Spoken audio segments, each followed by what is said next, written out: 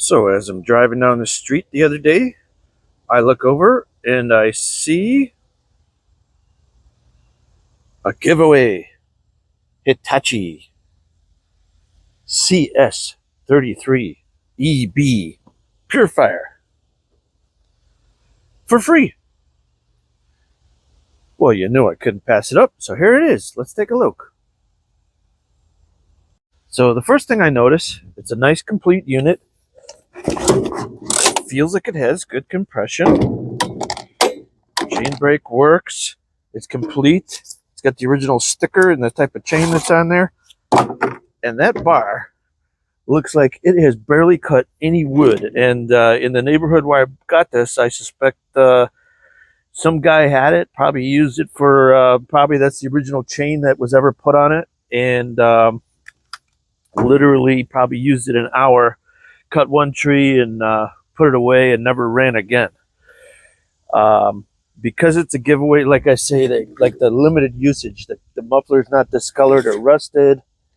You know, like you would expect to see some kind of, you know, the lettering should be worn off here, or it should be worn down to bare metal if it was really used much at all. So I suspect it doesn't have a lot of time on it, but the fact that he gave it away makes me think probably something's wrong with it. It doesn't have a case, but it does have the, you know, the scabbard and everything, or whatever you call this on your chainsaw. Blade guard, storage cover. Anyway, looks complete. I'm just going to take a quick look over the fluids there, see what we got, what we don't. Air filter, we'll just go through it real quick and make sure it's okay to try to fire it. Always start with the fuel mix. Yeah, there's something in there. Chain oil we don't have to worry about.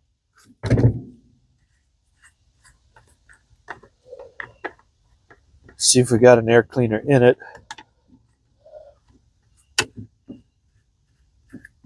Come on. There it is. Oh gosh, yeah. Oh, here, this is marked 12 of 02. So this could be 2012 or 2002. I don't know which. I don't know if that's the date code. I couldn't find how much these were because I don't think they sell these anymore, but I found one listing that said this was like a $350 saw back in the day. I can't believe that. It's true. Quite an unusual air filter. Actually has like a little gasket there. Again, really low time. She's clean as can be. I mean, this doesn't have a single bit of wood on it. Plug. Came with the NGK right from the factory. Can't complain.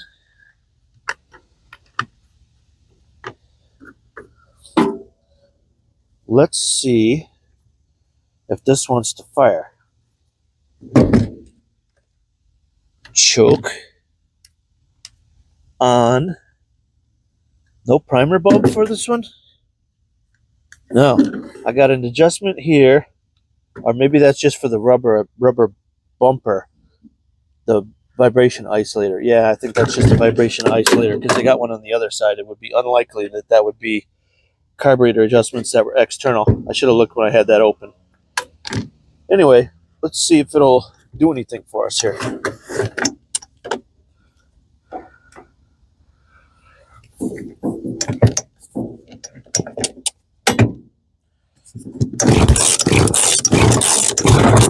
Ooh, she fired. I'll give it like half choke. You gotta be kidding me. Right.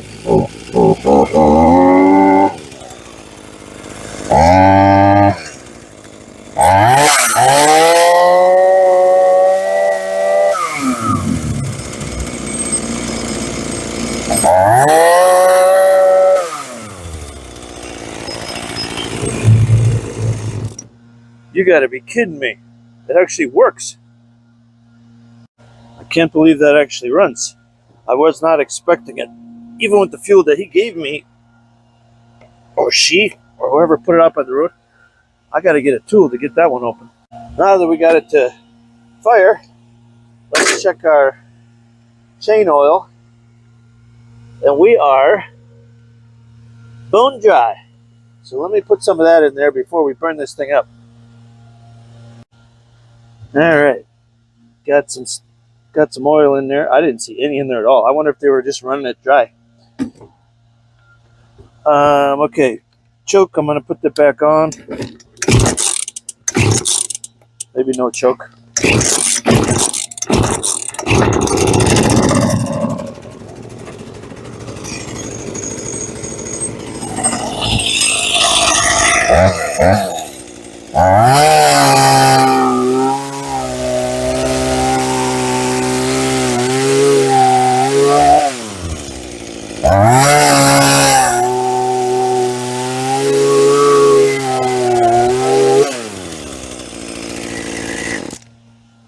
Beautiful.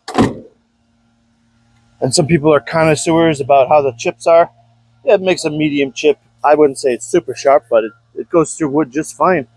That wood's probably, I don't know, 5-inch, not real big, but took care of that. Okay, well, we got lucky on this one. This one needed almost nothing, just a little chain oil. Even the fuel that was in it was still acceptable. That one is a win, and I declare that free to me, so Wildwood certified. Thanks for watching. Bonus footage. Same trash picked pile giveaway as the guy was selling his house.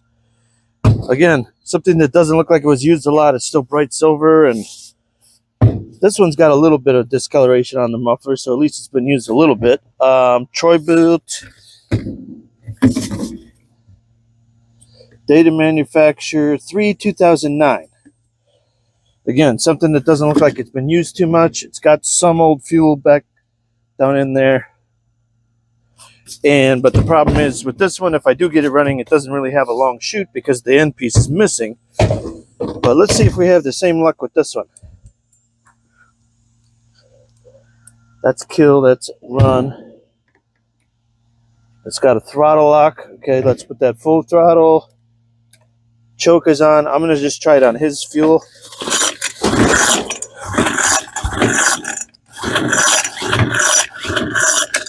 Not even a pop. Let's try.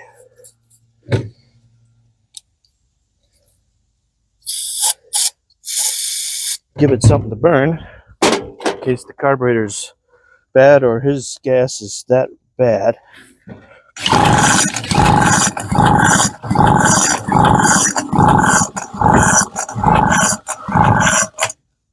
Not a pop. Let's check this old plug.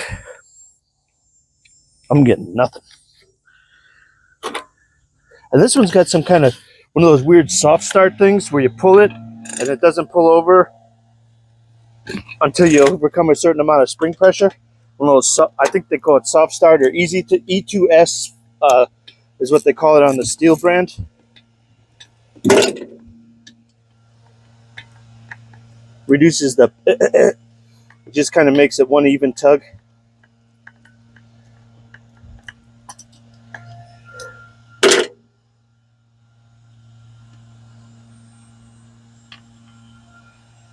It's wet with fuel, and my golly, for scale, look at how tiny those threads are. I don't think I've ever seen that spark plug before. It's a Champion RDZ 4H. Spark checker.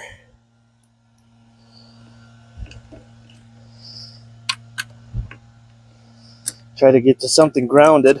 There's nothing in there that's metal.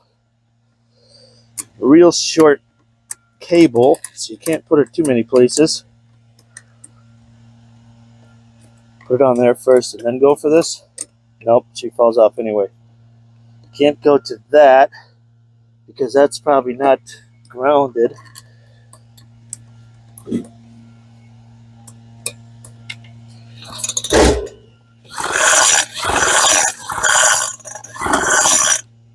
I'm seeing nothing.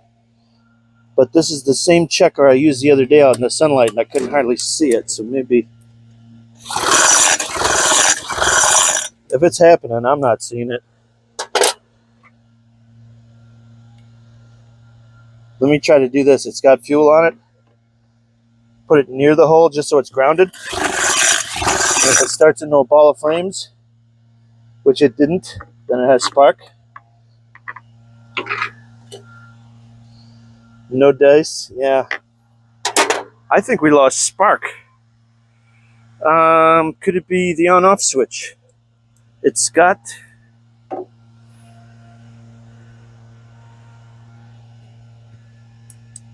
a spring return, and it's got this little cover over it, this little plastic cover to waterproof it. But I wonder, I hear a good click. Let me get the mic up by there. So you would think the contacts are switching.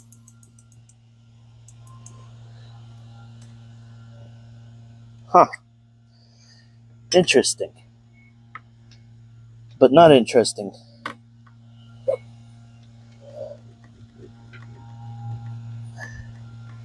Wouldn't be much to hold back spark on something like this. It should be just a coil to a switch, and that grounds it if it's in the kill position, and it allows the spark to happen if it's not.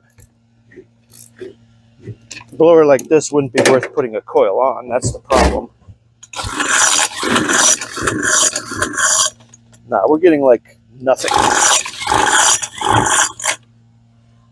Well, all I can do is take it apart and see if the switch is got continuity all the time or doesn't. Other than that, this one's a goner.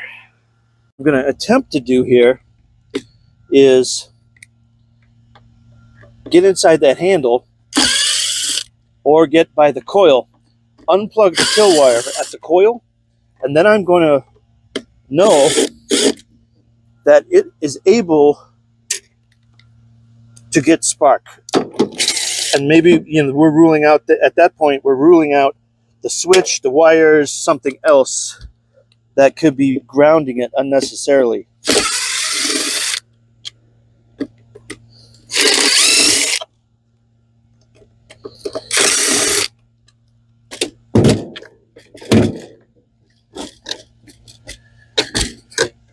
One under there.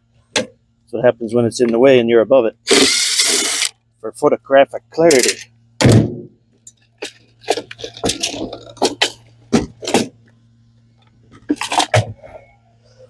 Oh, that's kind of sharp right there. I guess that plug is really supposed to come out to get this cover. That's fine.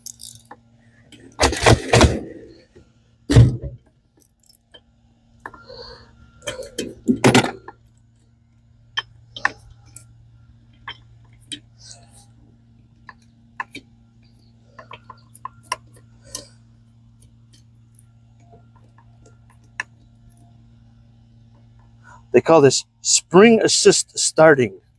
Yeah. There we go. Now what you can do on most small engines, there we go, is if you just take the kill wire off the coil. See here, it was trapped there. There's a post there. This spark wire was like trapped against. Could be a lot of issues, but all it does is it goes up to the kill wire and to the ground. One wire is the ground wire there, the black one, which this was damn near pinched against, and the other one goes to the coil. So if we take the one off the coil, we are eliminating anything that could be wrong with the switch. Also, we could test it. It should have no continuity now and continuity when we hit stop. But to just bypass all that stuff, we can just put this cover back on with that disconnected. Flywheel spinning, everything's good there. And test it.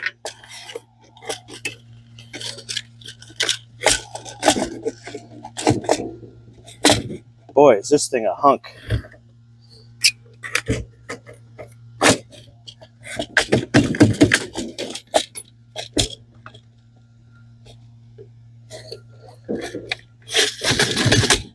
There it goes. Almost there. I'll get that cover on, bring you back. Get the world's smallest spark plug back in. So basically I have disconnected the kill switch. So we're eliminating any wires, the switch being bad, anything like that.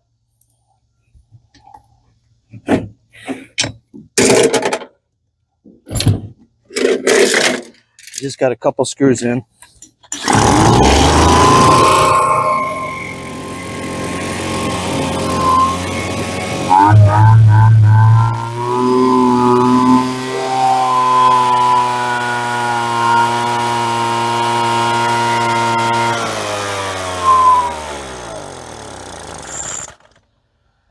Maybe it doesn't sound like it wants to idle so good, but he's probably got very old fuel in there. Okay, so we're losing spark if we put that back together how it was. So now I have to determine if just the switch is bad or if that spark wire where it was crossing over the grounded area, that grounding post, if it was arcing right to the grounding post. So we'll get the ohm meter out and we'll check things. First observation, it's got a primer bulb, but it's on the bottom. Who knew? Okay. Checking continuity. That's where we were going. So I'm going to set this meter so it's going to beep and give us a readout change if we have continuity. So we should have no continuity now and only continuity when we press the kill button. So we should have, if these connect, we should get, a low ohm reading and we could hear the beep. I'll put my microphone right down by the meter here. Hopefully you can hear that. And let's see, right now we should have no connection between the red and the ground. And that's proper. Now let me try to get this set up in a way so when I push the button, now it should beep when I push the button.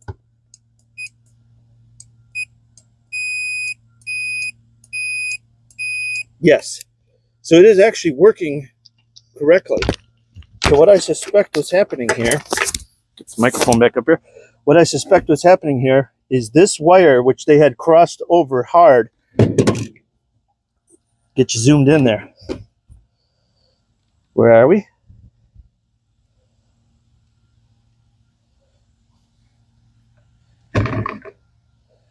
This spark wire, which wants to jump spark anywhere it can get to, was directly pinched against that ground terminal. And I wonder if it was jumping out of there. That was just poor manufacturing. That terminal can be tilted to the side out of the way, and they didn't do that. So we'll be the manufacturing genius that they aren't. I'm also going to take this tab and bend it out so it doesn't try to jump directly spark, but we can turn that terminal sideways. So now the spark wire has nothing to jump to because it wants to jump the ground. That's what it's trying to find. So then I'll put my flag terminal back on. But just in case this wire is compromised already, which I suspect it is, wrap it with some electrical tape. It'll give it just a little more insulating properties than what's probably leaking electricity right through. At high voltage, stuff goes right through wherever it can find a spot. I got it flipped around a different way now. But let's give this some good insulating tape all throughout because it wants to find the quickest way to ground. And if it's not even making it out to the spark plug boot, it's not going to spark at the plug, of course. Just a few wraps is all you're going to need. And now, let's put this thing back together without that wire in the wrong place. And I'll bring you back when I get that back together. Okay, so how the wire is supposed to run. I got the little wire, in case you're putting yours back together, if you have one like this. There's a little clip there. That's where the little kill wire runs, on the top here, away from the heat of that aluminum plate down there that the engine is built out of. And then this one, of course, just goes straight in. And sneaks through the same little passage over here. So let's see if we have a win here. Do we have spark? Now that I know it has a primer, I'm going to use it. That's always on. Okay. Choke.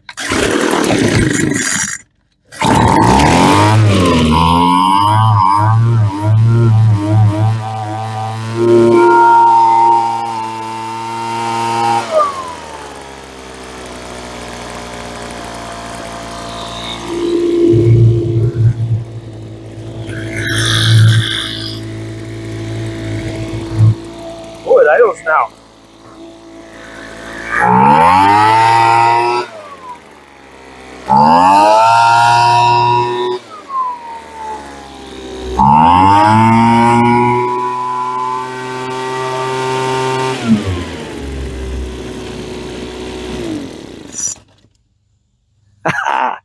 Two for two today.